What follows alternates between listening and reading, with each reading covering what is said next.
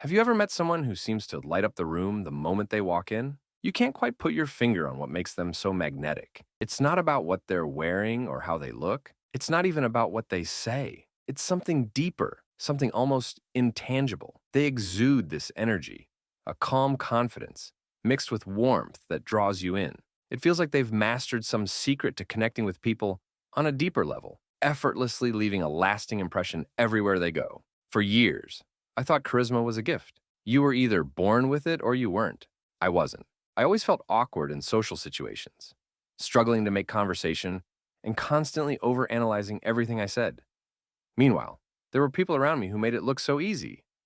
They could walk into any room, any social circle, and immediately become the center of attention, not in an obnoxious way, but in a way that made you want to be around them. I envied them. I thought I'd never have that kind of presence. Until I learned the truth. Charisma is not a gift, it's a skill. And like any skill, it can be learned, practiced, and mastered. So today, I want to break down exactly what makes these people so magnetic, how you can cultivate that same energy, and why it's not as hard as you think. What does it mean to light up the room? Before we dive into how to develop this skill, let's define what it actually means to light up the room. It's not about being the loudest person or always being the life of the party. It's about the energy you bring with you, an energy that makes people feel better just by being around you. There are two core components of this: presence and emotional impact.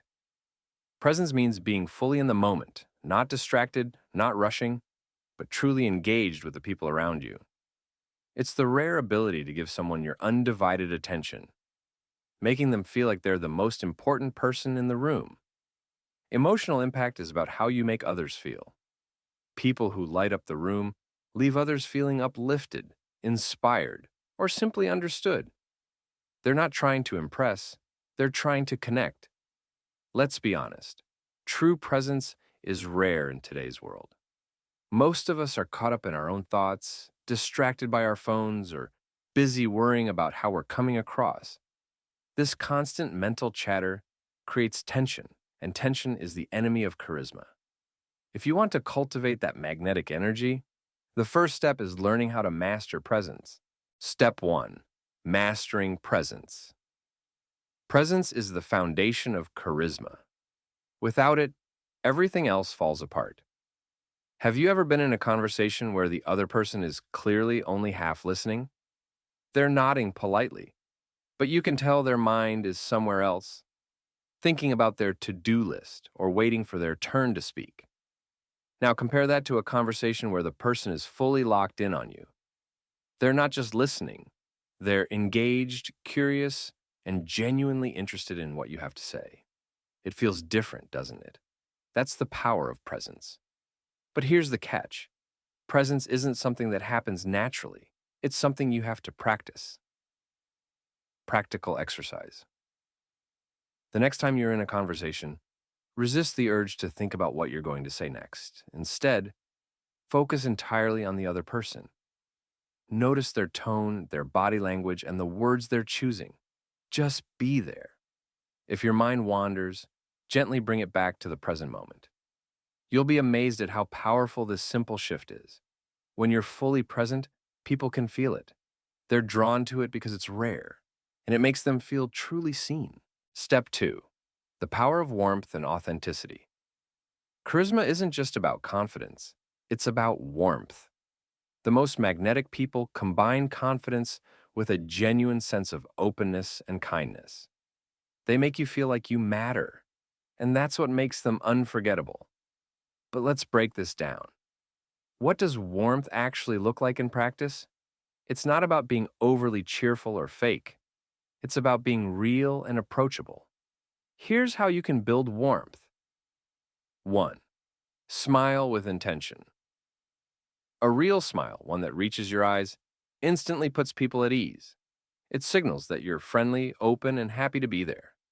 But don't fake it. People can tell when a smile's forced. 2. Use open body language. Keep your body relaxed and open. Avoid crossing your arms or fidgeting. Make steady eye contact without staring. These small adjustments make a big difference. 3. Be generous with compliments. Not the generic kind. Authentic compliments that show you're paying attention. Compliment someone's effort, their kindness, or something they're clearly proud of. Storytelling, the ultimate charisma hack. One of the most powerful tools in your charisma toolkit is storytelling. People who light up the room are often great storytellers. Why? Because stories create emotional connection. They make people feel something. How to tell a charismatic story. Start with emotion. Hook your audience with a feeling, not just a fact. If you're telling a story about a life-changing moment, start with how it felt. Be vulnerable. Share moments of struggle or humor. It makes you relatable. No one connects with perfection. End with a lesson or insight. Every great story has a point. What's the takeaway? What can the listener learn or feel from it? The science of charisma. Did you know that charisma has been studied by psychologists for decades? Researchers have found that charismatic people tend to exhibit three key traits: presence, power, and warmth. Power isn't about control, it's about confidence and self-assuredness. When combined with presence and warmth, it creates the perfect formula for charisma. How to avoid common charisma mistakes. Most people unknowingly sabotage their own charisma. These aren't dramatic errors, but small, everyday habits that create invisible barriers between us and the connections we want to build. The good news? These mistakes are easy to fix once you recognize them. Let's explore some of the most common charisma killers and how to avoid them. 1. Focusing too much on yourself.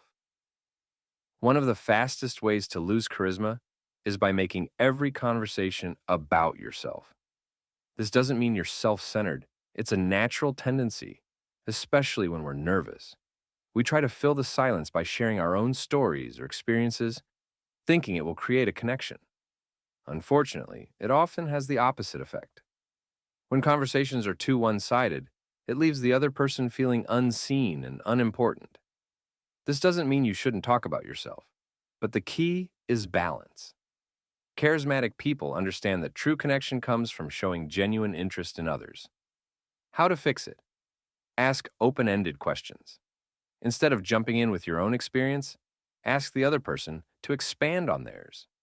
Try questions like, "What inspired you to do that?" Or, "How did that feel?" Practice active listening. Truly listen to what the other person is saying without thinking about your response. People can feel when they have your full attention, and that alone is incredibly magnetic. Find common ground. If you want to share something about yourself, make it relevant to what they're talking about. For example, if they're talking about traveling, you might say, "I love traveling too. What's been your favorite destination?" Example. Imagine you're at a social event. Two people approach you for a conversation. The first one talks nonstop about their recent accomplishments, barely pausing for breath. The second person listens to your story, asks thoughtful questions, and shares a related experience. Who do you feel more connected to? The second person, because they made you feel valued. 2. Forcing humor or charm. We've all been there, trying too hard to be funny or charming, only to have it fall flat. When we force it, it feels awkward and unnatural.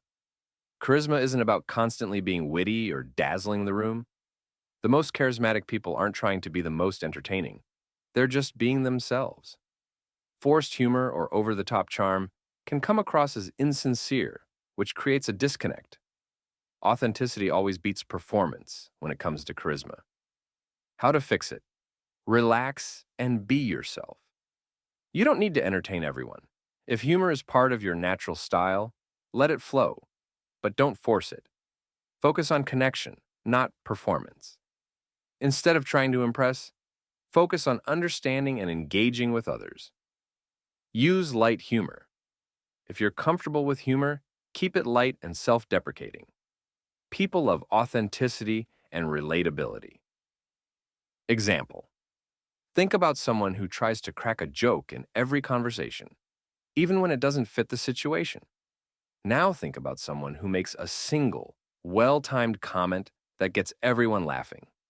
The second person is far more memorable because they weren't trying too hard. They were simply responding naturally, creating a charismatic daily routine. Charisma isn't something you turn on and off. It's something you cultivate over time. Here's how you can incorporate these habits into your daily life. Start your day with a morning mindfulness practice to ground yourself. At the end of each day, take a few minutes for reflection. Ask yourself, what went well today? What could I improve? Set charisma goals. Focus on one behavior, like presence or warmth, and practice it for a week.